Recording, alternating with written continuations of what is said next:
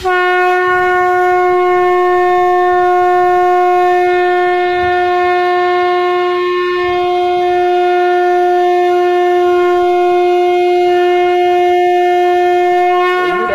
আমি বলবো একটি অত্যন্ত গুরুত্বপূর্ণ জ্যোতিষ বিষয় নিয়ে, সেটি হলো পিতৃদোষ।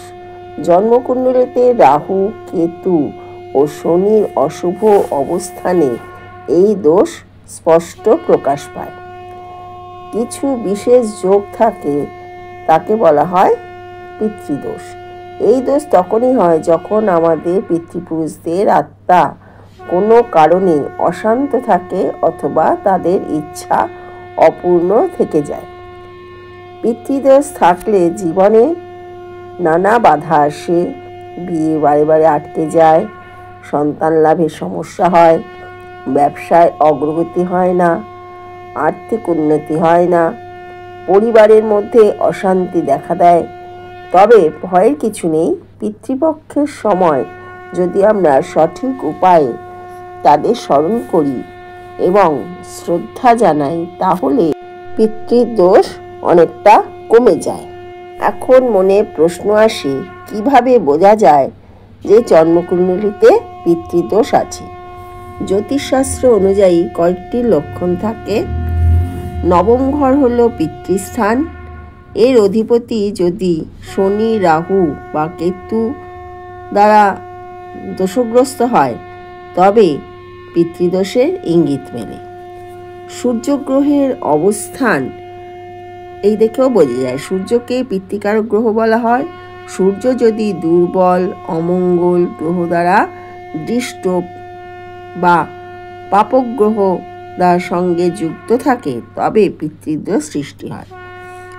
যাদের অমাবস্যায় বা পিতৃপক্ষের দিনে জন্ম হয়, অনেক সময় দেখা যায় পিতৃপক্ষের মধ্যে বা অমাবস্যা যদি জন্ম হয়, তাহলে কুণ্ডলিতে পিতৃকর্ম সম্পর্কিত দোষ থেকে যায়। নমস্কার বন্ধুরা, পিতৃপক্ষে পিতৃদোষ কি করে নিবারণ করবেন বা উপশম করবেন, সেই নিয়ে আমি ভিডিওটি করছি। আমার ভিডিওটি পুরো দেখার অনুরোধ রইল। এখন বলবো কিভাবে পিতৃদোষ কাটানো যায়। পিতৃপক্ষ হলো পূর্বপুরুষদের সন্তুষ্ট করার সর্বোত্তম সময়। এই সময়ে কয়েকটি সহজ কিন্তু শক্তিশালী উপায় যদি করেন, তাহলে এই দোষ অনেকটা হ্রাস করা সম্ভব। প্রথমেই বলবো জল তর্পণ। পিতৃপক্ষে প্রতিদিন অথবা মহালয়ার দিন ভোরবেলা দক্ষিণ মুখ করে হাতে গঙ্গা জল নিয়ে দাঁড়ান। এর সাথে কালো তিল, সাদা চাল, অল্প দুধ মিশিয়ে সূর্যোদয়ের সময় পূর্বপুরুষদের উদ্দেশ্যে অর্পণ করুন। পিতৃপুরুষদের নাম উচ্চারণ করলে আরো ভালো ফল পাওয়া যায়। পিতৃদোষ কাটানোর দ্বিতীয় উপায়টি অত্যন্ত সহজ। কোনো ব্রাহ্মণকে আপনারা যদি ভালোভাবে ভোজন করান এবং সাথে কিছু দান দক্ষিণা দেন, তাহলে পূর্বপুরুষ খুশি হয়। এতে আপনাদের পিতৃদোষ খণ্ডন হয়। পিতৃদোষ খণ্ডন করার তৃতীয় উপায়টি হলো প্রাণীদের খাওয়ানো। এক মুঠো ভাত অথবা ডাল, রুটি বা যে কোনো খাদ্য কাক, কুকুর ও গরুকে খাওয়ান।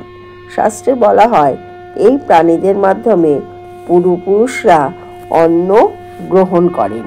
চতুর্থ উপায়টি হলো প্রদীপ জ্বালানো। একটি প্রদীপ ঘি দিয়ে তার মধ্যে কালো তিল দিয়ে জ্বালান। সেটি অবশ্যই দক্ষিণ দিকে মুখ করে রাখবেন এবং নীরবে পূর্বপুরুষদের শান্তি কামনা করবেন। এতে আপনাদের পিতৃদোষ খণ্ডন অবশ্যই হবে। পঞ্চম উপায়টি হলো মন্ত্র জপ করা। ওম পিতৃথ্যৌ স্বধা নমঃ। এই মন্ত্রটি 108 বার জপ করলে আপনাদের পিতৃদোষ থেকে অনেকটাই মুক্তির পথ পাবেন। পিতৃপক্ষের সময় অর্থাৎ মহালয়ার সময় আপনারা যদি পূর্বপুরুষদের বিশেষ সাধ্য বা তর্পণ করলে কুণ্ডলীর যে আপনাদের পিতৃদোষ রয়েছে সেটি অনেকটা কমে যাবে। বন্ধুরা, পিতৃপক্ষ আমাদের জীবনের এক অমূল্য সময়, যখন আমরা পূর্বপুরুষদের স্মরণ করে তাদের আত্মার শান্তি কামনা করতে পারি। যদি এই টোটকা বা ক্রিয়াগুলো আমরা এই সময় পালন করি, যেমন জল অর্পণ, ব্রাহ্মণ ভোজন, প্রাণীদের খাদ্যদান, প্রদীপ জ্বালানো আর মন্ত্র জপ করা, তাহলে ধীরে ধীরে পিতৃদোষের প্রভাব আপনাদের জন্মকুণ্ডলিতে কমতে শুরু করবে।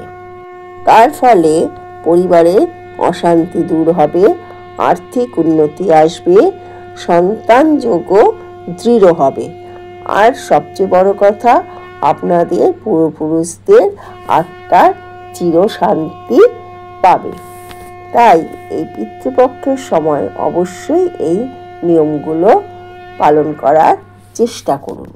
পিতৃপক্ষে পিতৃদোষ এই নিয়ে বিস্তারিত আলোচনা করলাম। এই দোষ থেকে কি করে মুক্তি পাবেন বললাম কয়েকটি সহজ টোটকার মাধ্যমে।